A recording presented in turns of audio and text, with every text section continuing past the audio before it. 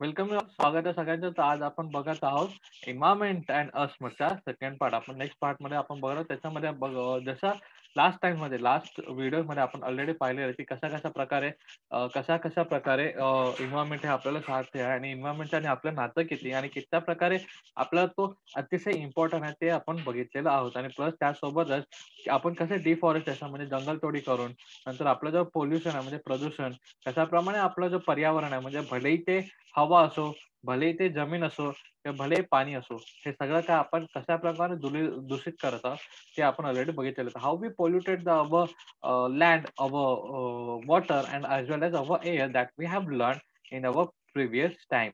So let's see in this lecture or in this session we will look at the need to maintain the environmental balance. So what we are looking at, need to maintain the environmental balance म्हणजेच काय, पर्यावरण संतुलन राखण्याची गरज का आहे आणि केवढी आहे हे सगळं आपण आज बघणार आहोत. ठीक आहे, तर लेट्स गो. तर बघा, आपण नेहमी बोलतो झाडे तोडा, झाडे लगवा, झाडे तोडा, झाडे जगवा. तर ह्याचा अर्थ काय आणि हे किती इम्पॉर्टंट आहे आपल्याला ते सुद्धा आपल्याला जाणून घेणं गरजेचं आहे. ठीक आहे, so let's read this what we have. तो बघा, due to the human interactions or intervention in nature, the large scale changes, बघा, large scale changes are taking place in the air, water and land. तो बघा, आपण already बघितलेलं आहे की माणसाच्या हस्तक्षेपमुळे खूप काय बदल होत आहे. भले ते जमिनीवर असो म्हणजे लँडवर असो किंवा पाण्यामध्ये असो किंवा म्हणजे पाण्यामध्ये असो, वॉटरमध्ये असो, एअरमध्ये म्हणजे हवेमध्ये असो, कोणत्याही प्रकारे असो, परंतु ते बॅलन्स माणसाच्या हस्तक्षेपमुळे बिघडत चाललेला आहे आणि तो कुठे ना कुठे परिवर्तन होत आहे. Also, these non-living and abiotic components are getting polluted, and as a result, the existence of living things is threatened. While the several living things have already become the extinct, if one factor of the environment is damaged, its relationship with other factors also to get the affected, and the environment balance is distributed from the time to time, and some of the living things, some of the living things on the earth is or earth become or extinct. But today this process is taking place at a much faster rate, and and this is the word thread for the whole living things. म्हणजे बघा, त्यांनी आपल्याला काय सांगितलेलं आहे, जर आपण व्यवस्थित त्यांचा जर अर्थ जाणून घेण्याचा प्रयत्न केला तर त्याच्यामध्ये आपल्याला काय सांगितलंय, तर बघा, या लेसन मध्ये आपल्याला सांगितलं की due to the human interaction म्हणजे माणसाच्या इंटरॅक्शन म्हणजे माणसाच्या सॉरी माणसाच्या हस्तक्षेपमुळे काय होत आहे, माणसाच्या हस्तक्षेपमुळे हे जे हवा आहे किंवा जमीन आहे किंवा पाणी आहे, हे काय होतं, पोल्युटेड होत आहे, यांचं प्रदूषण होत आहे. आणि यांचं प्रदूषण झाल्या कारणामुळे काय होत आहे की पाण्यामध्ये राहणारे जे जीव आहे किंवा जमिनीवर राहणारे जे प्राणी आहेत किंवा त्यासोबतच हवेमध्ये जे उडणारे जे प्राणी आहे, यांच्या तिघांवरती असर पडत आहे आणि तिघांचे जीव हे धोक्यात आलेले आहे. आणि हे बघा, प्रदूषण जिथं असतं तिथं आपण बघत होतो की म्हणजे लोक तर मरतातच, परंतु प्राणी मात्र सुद्धा मरत आहेत. तर बघा, या प्राणी मात्राच्या मरणाकारणाने आणि आपण बोलतो ह्यांच्या मरणाकारणाने काय होत आहे, त्यांच्या मरणाकारणाने जी आपली चेन आहे म्हणजे चेन रिएक्शन आपल्या सगळ्यांना बघा, एक फूड चेन असतो. फूड चेन आपल्याला माहिती आहे की म्हणजे कसे फूड चेन, एखादा छोटासा जो किडा असतो त्याला कोण खातो, बेडूक खातो, आणि बेडूकला कोण खातो, साप खातो. परंतु सापाला कोण खातं, सापाला खातो गरुड. बघा, जो सर्वात मोठा आहे. आणि त्या गरुडाला कोण खातं किंवा गरुड कसा होतो, गरुड जेव्हा मरून जमिनीवर पडतो तेव्हा जमिनीतले अतिशय सूक्ष्म जे जीव ज्यांना आपण मायक्रो ऑर्गॅनिझम म्हणतात म्हणजे अतिसूक्ष्म जीव, ते अतिसूक्ष्म जीव ते त्यांना खात असतात. म्हणजे बघा, हे एकमेकांवर कशाप्रमाणे डिपेंड आहे हे आपण बघू शकतो. तर बघा, फॉर एक्झाम्पल जर आपण अजून एक एक्झाम्पल घ्यायचं असेल तर आपण दुसरं एक्झाम्पल घेऊ. तर बघा, गवत आहे. गवत जर वाढले तर गवत खाण्यासाठी आपल्याला काय येणार, हरिण येणार म्हणजे डिअर्स येणार. परंतु डिअर्स खाण्यासाठी आपल्या मागे कोण येऊ शकतात, तर चीता, लायन, टायगर्स हे येणार. तर बघा, हे तिघं जण म्हणजे कसे आहेत, एकमेकांवर डिपेंड आहे. जर ज्या ठिकाणी गवत जास्त आहे त्या ठिकाणी हरिण म्हणजे डिअर जास्त आहे, आणि डिअर्सला खाण्यासाठी किंवा त्यांचे शिकार करण्यासाठी लायन आणि टायगर सुद्धा जास्त आहे.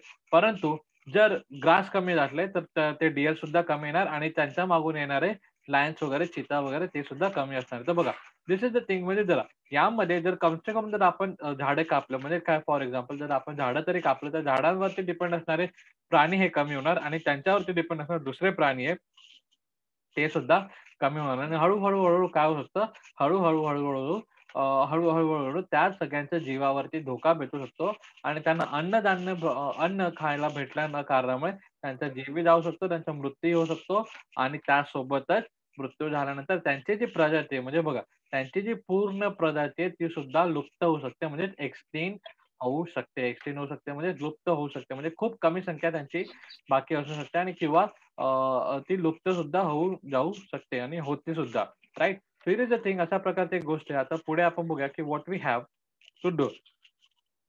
सो बघा एक ड्युरेशन सेशन तर ड्युरेशन सेशन मध्ये बघूया.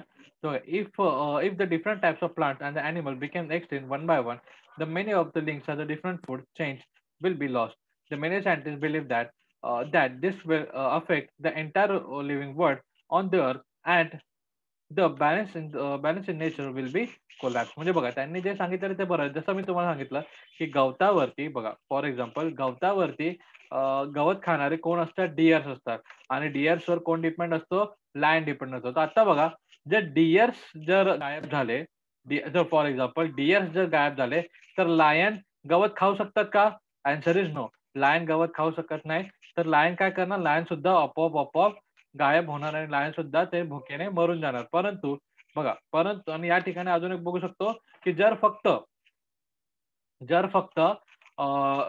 डिअर्सच असते आणि लायन जर सगळे संपूर्ण मरून गेले किंवा लायनचे जे सगळेजण संपूर्ण मरून गेले किंवा ते लुप्त झाले किंवा ते तिकडे नसतील तर बघा डिअरची संख्या खूप वाढेल आणि ते काय करणार ते संपूर्ण गवत हे खाऊन टाकणार आणि बघा जर यांच्यामध्ये जर गवत गायब झालं म्हणजे जर गवत गायब झालं तर गवत गायब झाल्यानंतर काय होऊ शकतं की डिअर सुद्धा गायब होणार कारण त्यांना पण काय खायला भेटणार नाही म्हणून ते आणि प्लस पुन्हा एकदा त्यांच्यावरती डिपेंड असणारे जे लायन्स आणि टायगर्स आहेत ते सुद्धा लुप्त होऊन जाणार. तर बघा अशा प्रकारची गोष्ट असते म्हणून ही जी फूड चेन ज्याला आपण आता जे बोलत होतो ते फूड चेन आहे. फूड चेन म्हणजे काय की एखाद्या छोट्याशा प्राण्यावरती एखाद्या छोट्याशा जीवावरती किंवा एखाद्या प्लांटवर एक दुसरा प्लांट किंवा दुसरा जीव हे असते डिपेंडेंट असते आणि त्याच्यावरती दुसरा मोठा प्राणी म्हणजे बघा एक छोटासा किडा किंवा एखादा छोटासा रोपटा म्हणजे एखाद्या छोट्याशा झाडावरती एक किडा असतो. किड्यावरती बेडूक बेडुकावरती साप आणि सापावरती गरुड. तशा प्रकारे जे एकमेकांवरती जे इंटर डिपेंडन्सी आहे म्हणजे एकमेकांवरती जे डिपेंडन्सी आहे त्याला आपण काय म्हणू शकतो फूड चेन असं म्हणू शकतो. ठीक आहे. तर बघा एखादा तरी एलिमेंट म्हणजे एखादा तरी पार्ट किंवा एखादा तरी प्राणी जर त्याच्यातला गायब झाला तर पूर्ण लिव्हिंग वर्ल्डची म्हणजे पूर्ण जे जीवनसृष्टी आहे त्या जीवनसृष्टीची काय होऊ शकते फूड चेन किंवा चेन ही कोलॅप्स होऊ शकते म्हणजे काय होते हे बघा शास्त्रज्ञांचं मत आहे की जर अशा प्रकारची कोणतीही घटना गेली तर पर्यावरणाचा समतोल कोसळण्याची शक्यता किंवा कोसळल्याशिवाय राहणार नाही. तर दिस इज द थिंग अशा प्रकारचे काही गोष्टी आहेत ते आपण आता बघून घेणार आहोत. बघा ऑलरेडी आपल्याकडे असा एक प्रजाती आहे म्हणजे ज्याचं नाव आहे इंडियन चिता. इंडियन चिता एक असा एक प्रजाती आहे जो आपल्या भारतामध्ये म्हणजे हा जो चिता आहे हा आपल्या भारतामध्ये भेटतो आणि हा जो भारतामध्ये भेटणारा चिता हा एक्सटेंड झालेला आहे म्हणजे काय तो लुप्त झालेला आहे. आता तो आपल्याला कुठेही भेटत नाही. त्याचा नामशेष हा मिटून गेलेला आहे. म्हणजे बघा एवढा सुंदर प्राणी, एवढा चपळ फास्ट पळणारा प्राणी, एवढा चपळ प्राणी आपल्या भारतातून गायब झालेला आहे. का? कारण त्याची शिकार झालेली आहे किंवा आपण बोललो होतो की त्याचा खूप जास्त शिकार झालेली आहे किंवा त्याच्यासाठी असणारे जे अन्न आहे ते त्याला भेटत नाहीये किंवा जागोजागी बिल्डिंग उभा झाल्यामुळे त्याला स्वतःचं राहायचं घर नाहीये. तर ते स्वतःचं राहायचं घर असल्या कारणाने प्लस अन्न नसल्या कारणाने किंवा आणि त्याचे शिकार जास्तीत जास्त झाल्या कारणाने काय होत आहे त्यांची संख्या हे कमी होत आहे आणि ते कमी झाल्या कारणाने त्यांचे नामावेश झालेले आहेत. नामावेश झाले म्हणजे काय एक्सटेंड झाले. Extend means what? Extend means they are म्हणजे आपण बोलतो ना की हे संपून गेलेले आहेत. आता ते आपल्याला संपूर्ण भारतामध्ये कुठेही दिसणार नाही. ते संपून गेलेले आहेत. तर बघा आपल्याकडे जर आपल्याकडे खूप चॉकलेट्स असतील आणि जर आपण एक खात गेलो आणि ते ज्या दिवशी चॉकलेट संपून जातात तर आपल्याला किती दुःख होतो. हां, भलेही आपण ते चॉकलेट आपण बाहेरून विकत आणू शकतो. परंतु असे प्राण्यामध्ये होतं का? Answer is no. प्राण्यामध्ये आपण बाहेरून विकून प्राणी आणू शकतो का? नाही.